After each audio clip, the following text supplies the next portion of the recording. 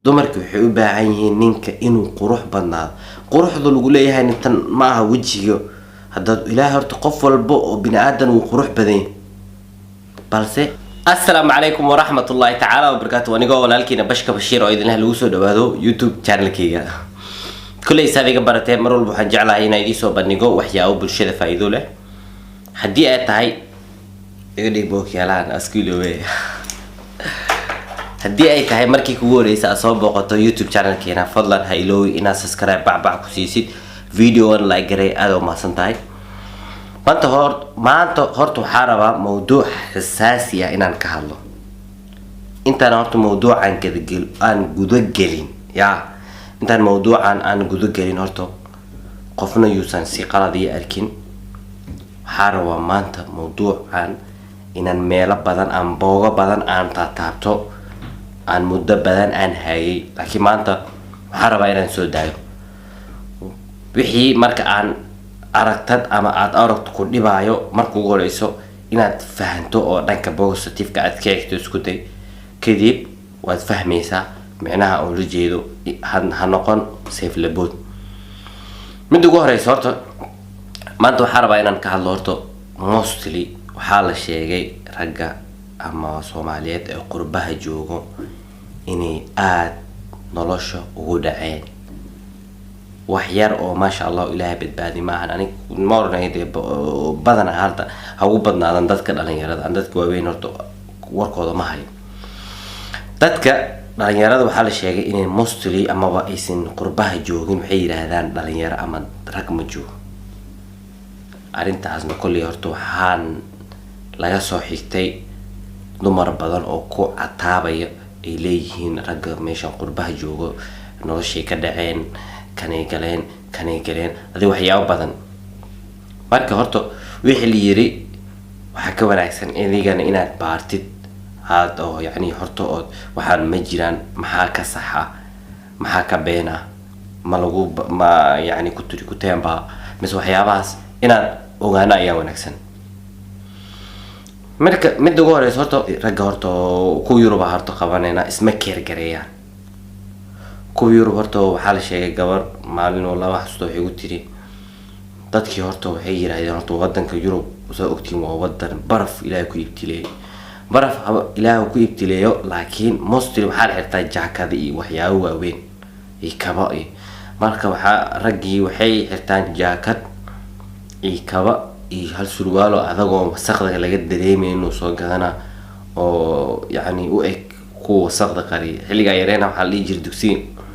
marka dharna loo soo iibinayo shay waxaana loo soo iibin jiray wasaqd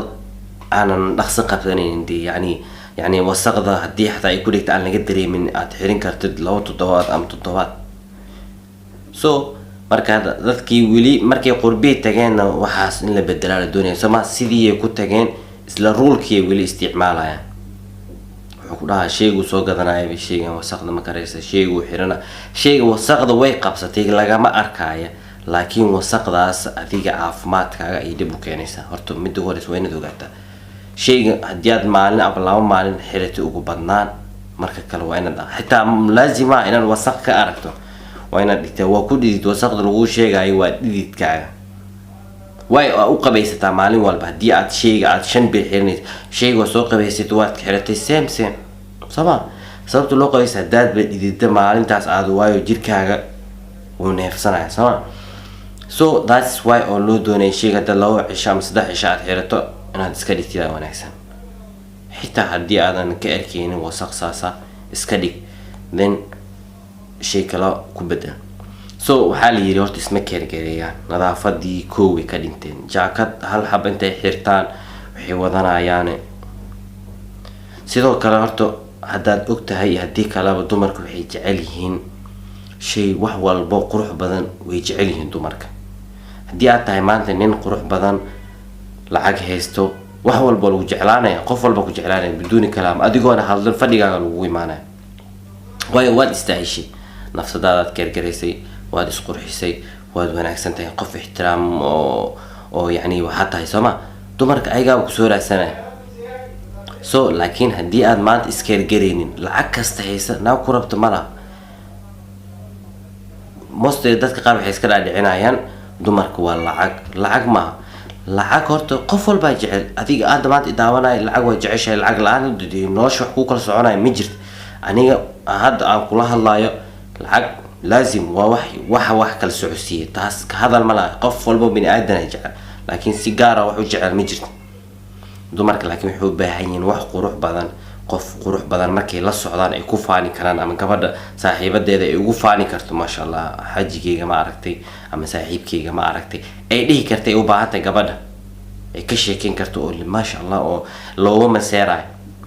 يعني داس دمرك ودرين إلهي كبيري وحيجعلهن شيء يهست جواد صاحبتي حتى ولا شيء لهاد إنه أيضا كذا كخروح بدنا ودرين إليهن دمرك يعني وان وحي جعلهن أذيجي مرك قربها تكتي اسمك الجرينين أما هديك الأدرت لقيها مستل قربها واحد كلا سنة ناقي أجنبي يو مستقبل كومان وقنايا ريالتي هدي لهاد at the end waxaa dhacaysa ay danta kugu kalfaysa inaad ku qurbahan aad kalsooni ku qaweysid aad wadankii u soo laabato gabar yar oo maskiina xabad la sheekeysanay oo wiil oo baby ku jeclahay 4 sano oo 3 sano oo jacayl isku dhiminayeen in adeeg ka xogto kosof qurbaha ka imaatay marar badan waa sida dhacda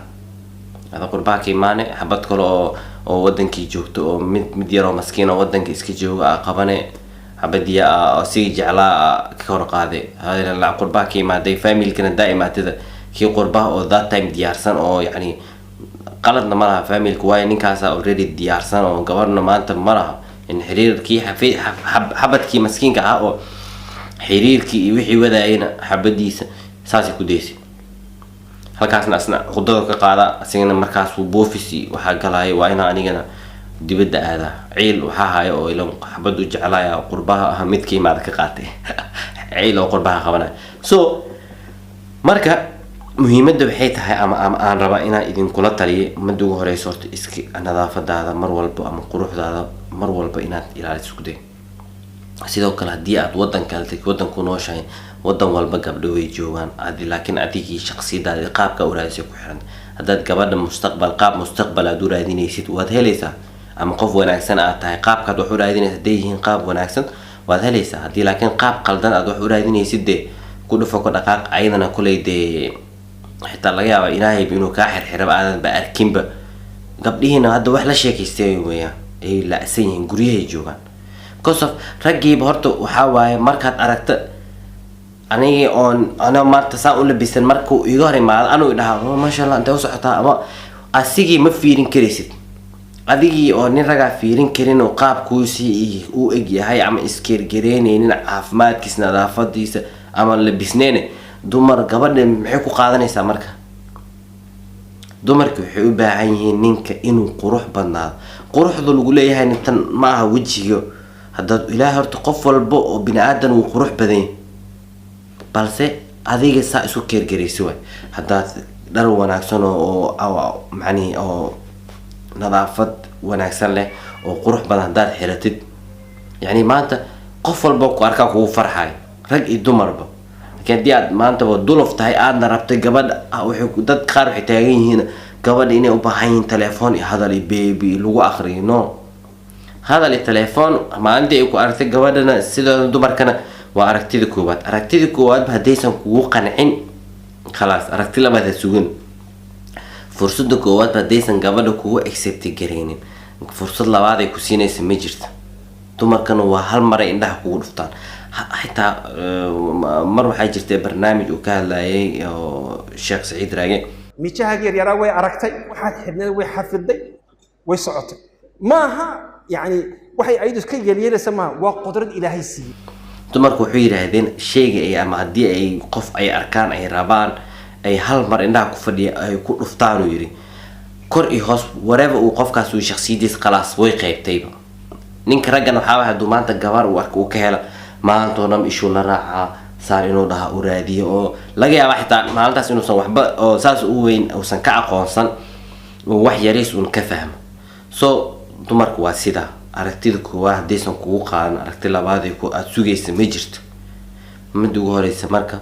isku day inaad caafimaadkaaga ilaaliso sidoo kale mid caafimaadkan waxyaabo badan u leeyahay cadayga waa number 1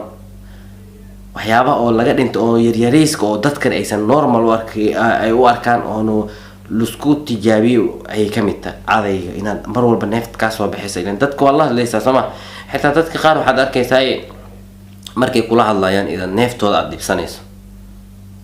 wadankii ma jirto wadanka caday caadi natural waa qurbaha waxaan ka hadlaynaa maanta marka taas waa number 1 maalintii isku day inaad 2 mar ama 3 mar adaysato anytime aad raashin cunto hadaad cadaysan karto wanaagsan ama 3 mar maalintaada neeftaada si caraf u noqoto teeda kale kuwa qaar waxaad arkaysaa qurbaha ilaa waxaa xirtaa kaw buuda sharaabadada iyo sisaanti wixii ugu jirtay qormoonku wallahi ma mareysan karis markii guriga am kusoo booqdaan ama aad aragtid wallahi adigiya kaash ashay يعني say how ay gabar ku dooranaysaa nin saasa taasna ma jirto iska ilaali kan la joogo adi hadii aad tahay qof wanaagsan oo waxba soo haleenin de qof wanaagsan de baad helaysaa oo yani oo adiga kugu haboon laakiin hadii aad adiga meesha aragtana ay galaysid meesha aragtana aad ka dhacaysid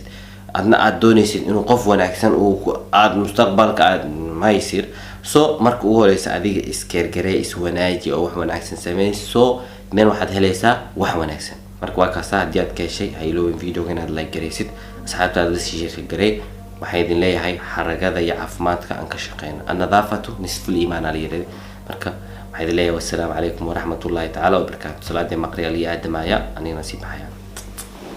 مع السلامة.